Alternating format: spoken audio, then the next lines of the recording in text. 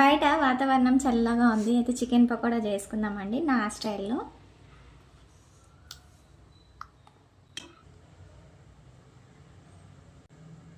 అన్ని మసాలాలన్నీ వేసి వేడిగా తినేయడమే.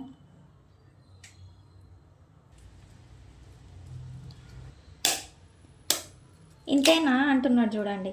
ఇవన్నీ మళ్ళీ అన్నీ ఫ్రై చేసుకోవాలా. వచ్చేసి చికెన్ మసాలా అండి, అంటే చిల్లీ చికెన్ మసాలా.